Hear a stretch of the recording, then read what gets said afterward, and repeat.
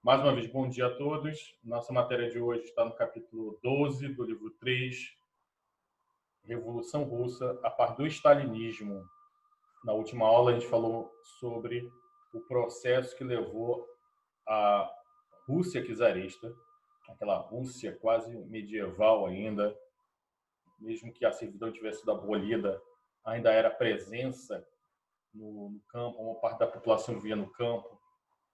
Havia poucos centros urbanos industrializados, mas foram esses centros urbanos, esse proletariado que surge nesses grandes centros, como Moscou, São Petersburgo, que dá início ao Partido Social Democrata Russo. Falamos que esse Partido Social Democrata Russo, inspirado nas ideias do marxismo, do socialismo científico, do Karl Marx, do Friedrich Engels, ele se divide em dois grupos, né? Falamos aqui também os bolcheviques e os mencheviques.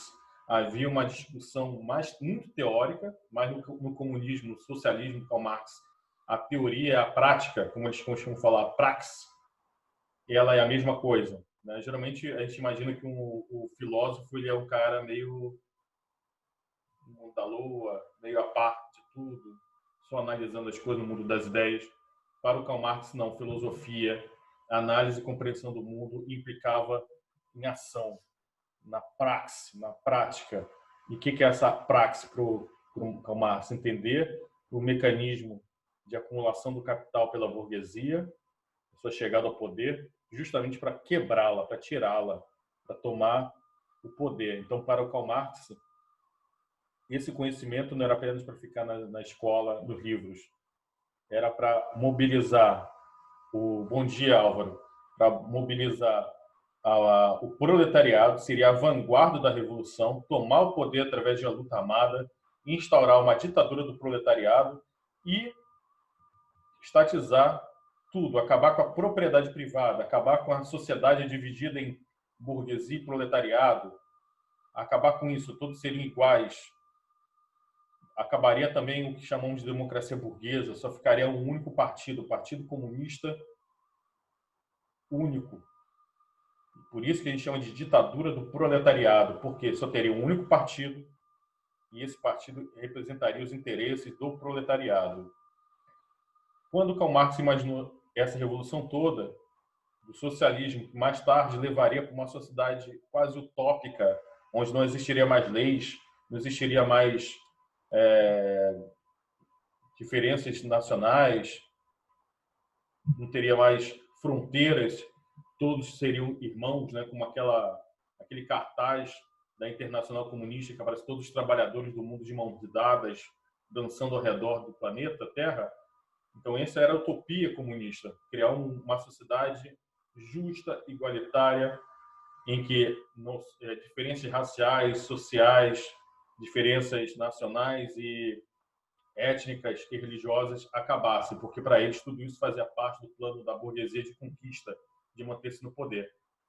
Mas na Rússia, a Rússia vai contra tudo isso, porque a Rússia, na época do século XX ainda, no começo do século XX, durante a Primeira Guerra Mundial, a Rússia ela é um país atrasado, agrícola, com um czar autocrático, a Duma, que é o parlamento, era só de enfeite, a maior parte da população eram de camponeses desdentados, analfabetos, com técnicas rudimentares de agricultura, que praticamente viviam ainda na servidão. Então, como um país praticamente feudal poderia abarcar a revolução? Então, na disputa entre mencheviques e bolcheviques, os mencheviques defendiam que, primeiramente, deveria se tirar derrubar o czar, instaurar ou pelo menos uma monarquia que fosse uma parlamentarista, uma monarquia constitucional, colocar um parlamento nos moldes das democracias modernas da Europa, uma associação com a burguesia para fortalecer o capitalismo, porque os mencheviques pensavam, como é que a gente vai derrubar o capitalismo se não tem capitalismo na Rússia? Então, os mencheviques pregavam a união com liberais, com a burguesia, até com a nobreza mais para frentex, mais modernizada, para tentar modernizar a Rússia. Depois, os caras pensariam através do jogo democrático, do voto, da representação no parlamento, aí sim se chegar ao socialismo. Os bolcheviques, liderados por Lenin, Vladimir Lenin, eram totalmente contra.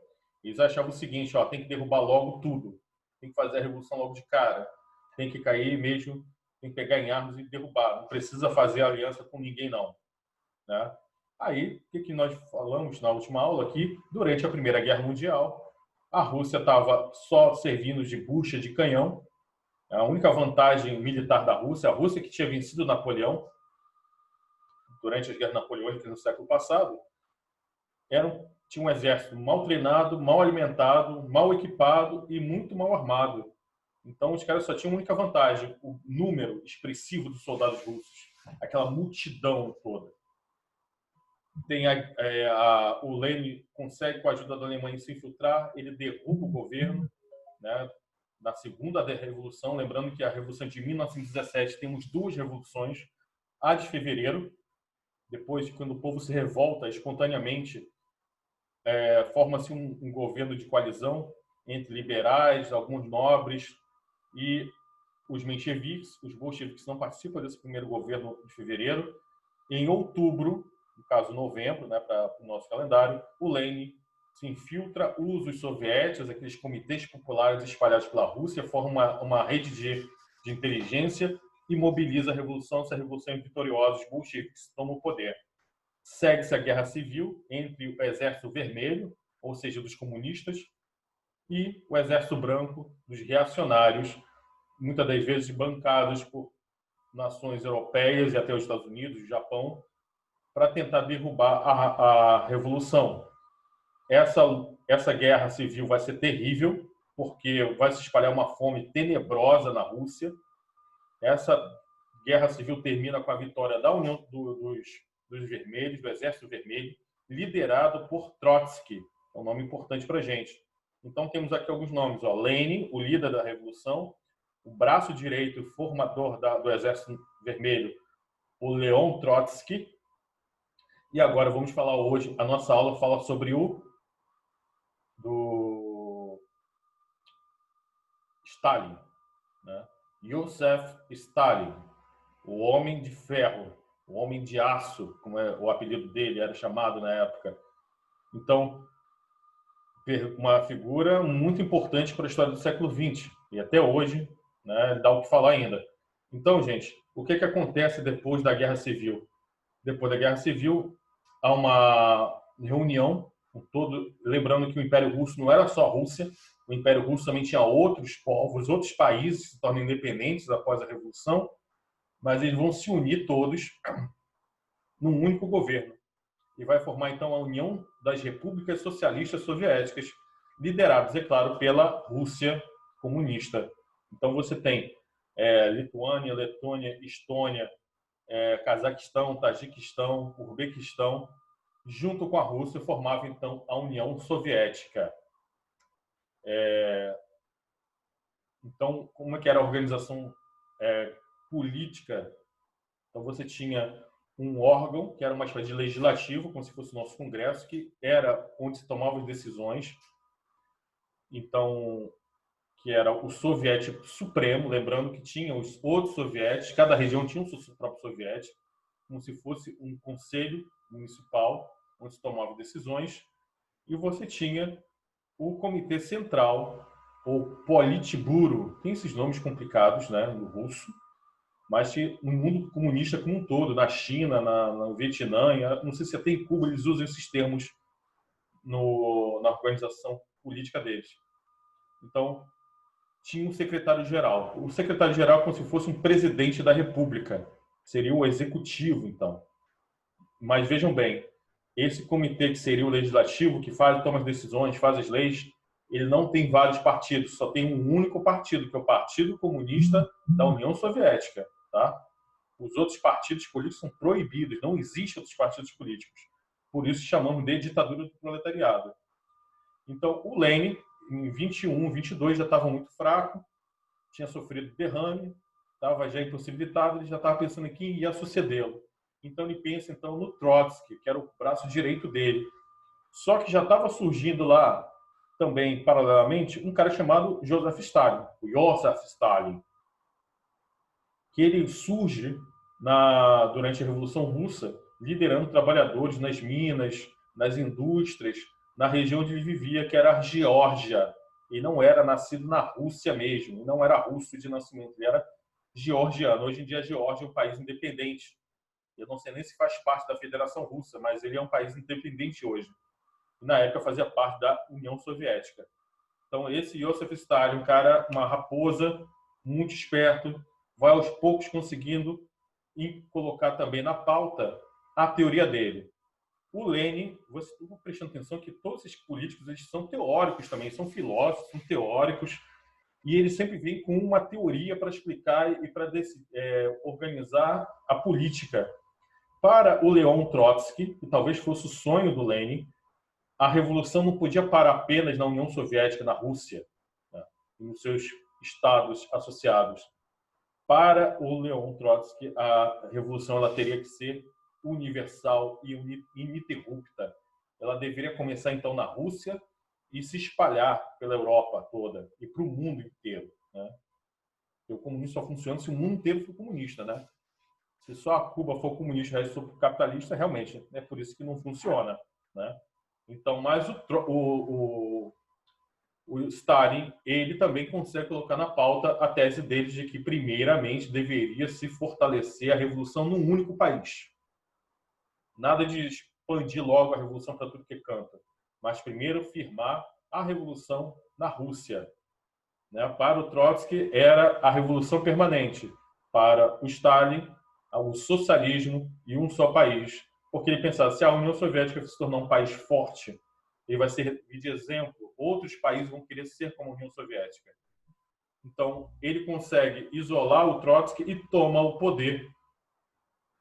Ele vira, então, o secretário-geral. Ele toma o poder na Rússia, na União Soviética. Aí o Lenin já estava morto mesmo.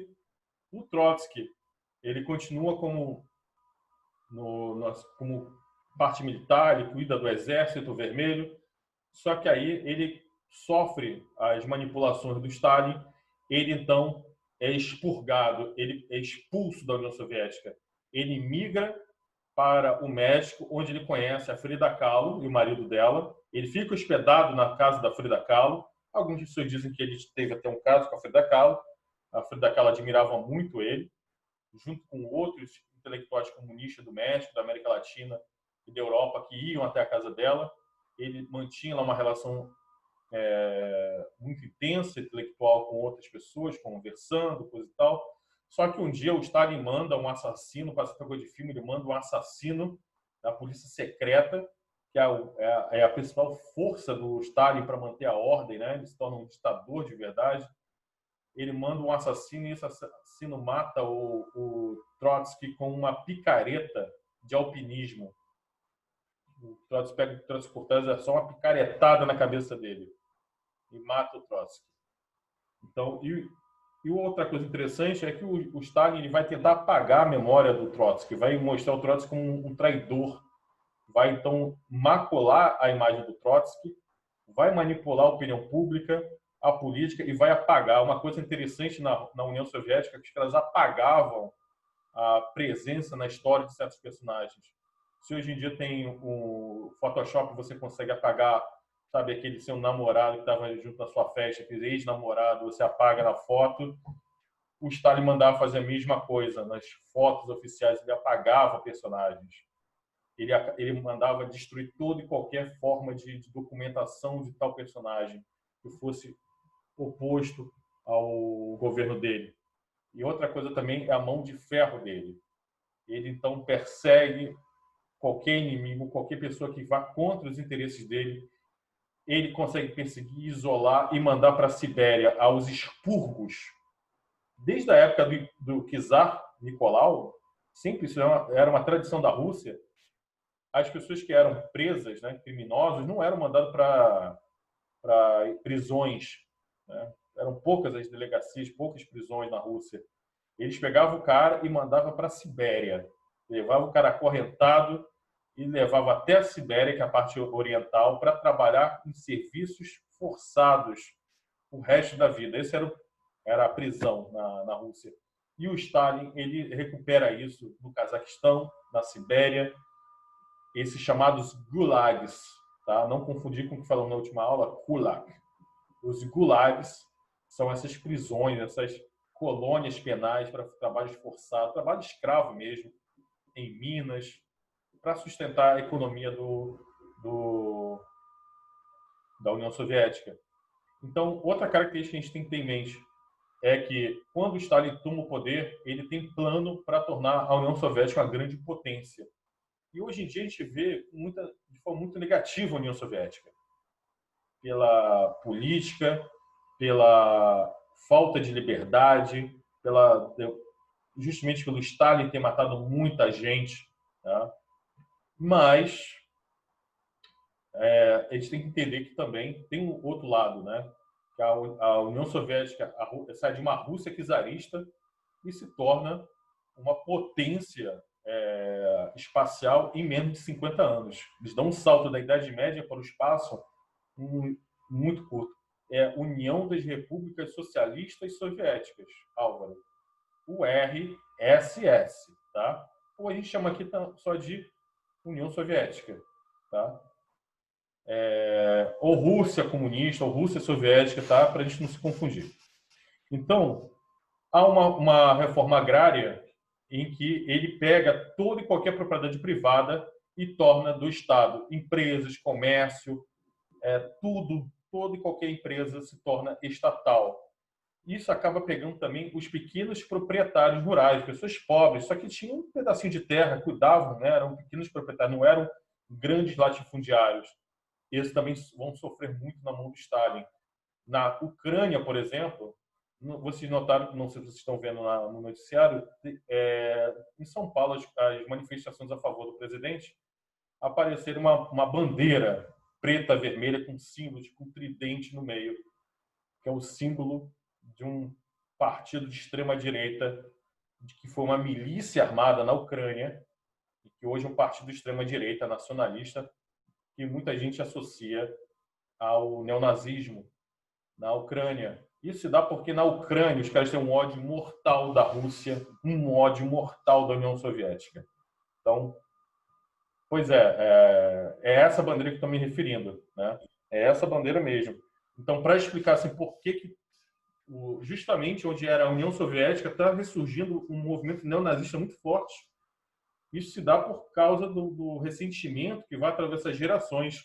A Ucrânia, muita gente morre de fome por causa da grande fome onde o Stalin, para implantar o sistema dele, que é a economia planificada, e justamente para poder alimentar a Rússia como um todo, ele precisava então pegar os alimentos dos pequenos proprietários também.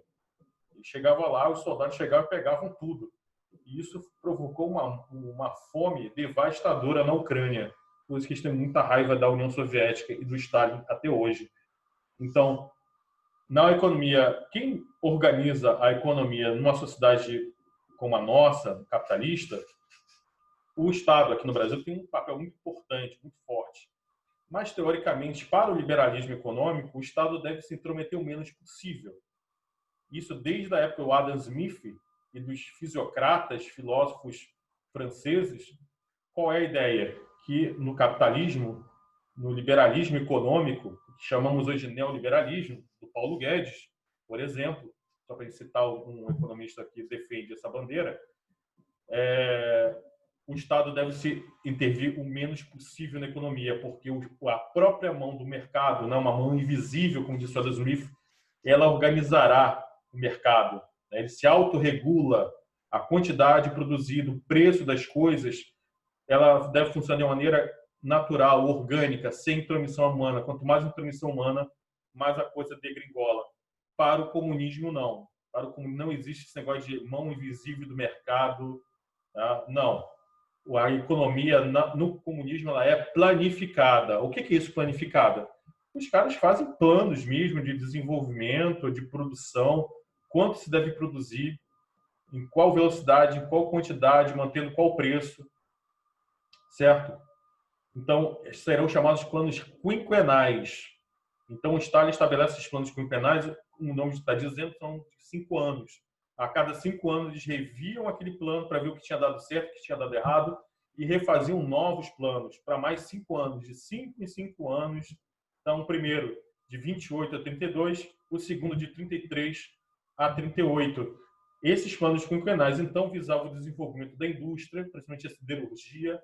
A Rússia, um país gigantesco, riquíssimo em minério de ferro, carvão, petróleo, gás natural. Então, eles tinham tudo. Eles vão usar, então, os recursos estatais para explorar essa riqueza e desenvolver sua indústria. E voltando ao campo ao campo, né, do campo, né, da agricultura, como falei, os kulaks, as pequenas propriedades rurais, assim como os latifúndios, são extintos. Tudo passa a ser do Estado. Então nós temos aqui na página 64, na parte de economia tem lá assim, olha, tem os kolkhozes e os sovkhozes. Os kolkhozes, cooperativas coletivas, em que os trabalhadores eram donos da produção, mas não da terra. Ou seja, o governo dava a terra, os próprios camponeses se organizavam, produziam, tiravam para o seu consumo e vendiam para o Estado, davam para o Estado. Já os sovkhozes, a palavra lembra da soviética, tudo pertencia ao Estado. Os camponeses entravam com a mão de obra. Isso aqui também vai dar muito errado, esse sistema. Vai dar muito errado porque o governo estabelecia uma cota que os caras tinham que bater todo mês. Tem que ter, os caras tinham que bater, ó, tem que produzir tanto. Então, o que os camponeses faziam? Porque quem não produzisse, não conseguia se atingir tal meta, sofria retaliações. Muitas vezes era preso, sabe? Sofria uma tensão muito grande, uma pressão muito grande para se produzir mais. E isso vai dar muito errado, porque aí as pessoas, com medo da retaliação, começam, então, a inventar coisa que não existe. Começam a colocar nas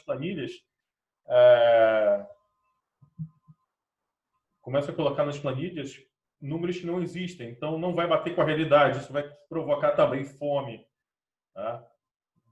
Bem-vinda, Renata. Então, inicia-se um grande processo de... Eu falei que a Rússia czarista, a galera era analfabeta, né? E a Rússia, né, com uma cultura tão forte, a literatura russa maravilhosa, as artes russas. Então, assim, há um programa intenso de alfabetização e educação do povo russo como se nunca viu. Então, a Rússia dá um salto tecnológico, dá um salto de produção devido aos planos quinquenais do Stalin. Né? Então, já na Segunda Guerra Mundial, a União Soviética ela é uma potência econômica. A terceira do mundo, na época, talvez fosse até mais. Talvez fosse a segunda. Só perdeu para os Estados Unidos. Mas a gente deve lembrar que em 1929, os Estados Unidos entram numa crise tenebrosa, que vai ser o objeto da nossa próxima aula, e que vai implodir o capitalismo no mundo inteiro, né? Vai afetar politicamente e economicamente o mundo inteiro. Na Alemanha e na Itália vai levar o fascismo ao poder, aqui no Brasil vai levar o Getúlio Vargas ao poder, mas a União Soviética, durante essa crise, ela passa incólume. Ela está blindada. A gente deve lembrar que tem um cordão de isolamento sanitário. É claro que isso é uma parábola, né? Não é de verdade, mas é como se os países europeus e o Japão tivessem isolado a União Soviética. Não mantinham relações diplomáticas, não mantinham nada, sabe? A União Soviética, durante todo esse período, ela está isolada nela própria. Mas a União Soviética é 1/3 do planeta, é 1/3 da população mundial da época. Isso é uma coisa monumental. Então, a União Soviética, ela tem esse lado, não sei se digo positivo, porque tem erros e acertos, mas é inegável que o Stalin ele consegue levar a União Soviética de um país fragmentado, espoliado durante a Primeira Guerra Mundial, para uma superpotência econômica ainda durante a Segunda Guerra Mundial e militar também, né? Porque ele refaz o exército, ele rearma, investe em tecnologia e os russos tinham uma tecnologia também muito avançada de guerra. Então, só que tem um lado da política, que, como eu falei, o Stalin é conhecido como um homem de mão de ferro, punho de ferro do Stalin. Então, tinha a polícia secreta dele, qualquer um, intelectuais, pequenos proprietários de terra, qualquer um que fosse contra o Stalin, criticasse abertamente o governo dele, ia para os gulags lá na Sibéria trabalhar junto, sabe, ia para o mesmo lugar que o pessoal que praticava crime. Assassinos, estupradores, ladrões, iam para a Sibéria, para os gulags, e lá você tinha também professores universitários que não concordavam com a política dele, artistas, né, que não queriam seguir a cartilha do soviético, do realismo soviético, porque então até a arte, a poesia, a pintura, a música, ela tinha que servir ao ideal comunista de criar, de educar a população para manter a revolução, lutar pela revolução, ser fiel ao líder. Tem um autor que eu gosto muito, é o Bulgakov. Ele foi um grande opositor do Mikhail Bulgakov, um grande opositor do governo stalinista. Ele lutou contra o Exército Vermelho, ele era médico, lutou do lado do Exército Branco, mas ele criticava muito, escreveu um livro que eu amo, que é o Mestre e a Margarida. Esse livro não pôde ser publicado em vida, durante a vida dele, porque quando o governo pegou, né, o órgão pegou o livro dele para lançar, que tinha que passar por uma censura, negou. Ele só não foi parar nos gulags porque, por algum motivo, o próprio Iosif Stalin gostava muito de uma peça teatral que ele tinha escrito e era preferida do Stalin. Então, por isso, o Stalin perdoava ele. Achava um artista. Mas outros poetas seguiam, escritores, dramaturgos, músicos, pintores, escultores, tinham que seguir o realismo soviético.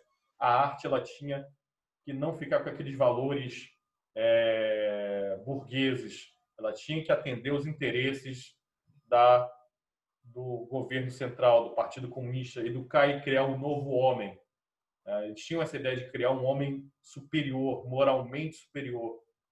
E tinha, claro, que para a gente fechar aqui, o caso do culto à personalidade, que é algo que a gente vê muito, né, nos regimes totalitários, autoritários, tanto no fascismo alemão e italiano, o culto ao líder, né? Mas também no comunismo a gente vê muito isso, que tudo se deve ao líder. O líder é um paizinho. No caso aqui, vocês vão ver na apostila, né? Tá assim um povo, uma multidão olhando admirada para o Stalin, apontando para um futuro, né? Sempre, né? Apontando para o futuro. Ele era chamado de pai dos povos. Tem um escritor brasileiro, acho que o Jorge Amado chamava de pai dos povos. Gostava muito dele. Essa visão que nós temos hoje do Stalin tirano, sanguinário, ela é dos anos 70, quando no governo de Brezhnev tem uma devassa nos arquivos da União Soviética, se descobre os crimes que o governo acobertava, né, os crimes do Stalin.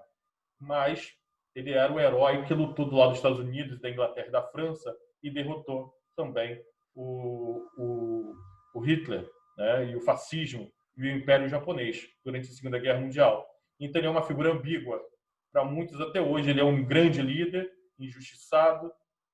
Para outros, né, um déspota, um tirano que matou mais que o Hitler, né? Então, mas a gente vê também, por exemplo, na Coreia do Norte, nós temos lá o ditador da Coreia do Norte, que ele é neto do líder revolucionário da Coreia, da Revolução Coreana após a Segunda Guerra Mundial. Então, estava até uma brincadeira que caso o Kim Jong-un que tinha sumido, né, parece que estava internado em coma. Ele tinha sumido os holofotes durante uns 2, 3 meses. E quem estava aparecendo muito era a irmã dele, a irmã mais nova dele. Então, fala aí, Natan. Você tá aí, tá pelado, Natan? Então, acreditava-se que ela poderia sucedê-lo, né? Porque lá na Coreia, quem sucede é a família dos Kim, né? Então, você vê como é personalista o governo, né, da Coreia do Norte. Então, gente, algum comentário, alguma dúvida? Temos menos de 5 minutos. Se vocês quiserem comentar alguma coisa, tirar alguma dúvida, são muitos nomes, mas é importante a gente conhecer essa parte da história da União Soviética. Beleza? Então, pô, muito bom, meninos. E eu só tirar uma fotinha aqui, eu vou parar a gravação. Tá? Muito obrigado.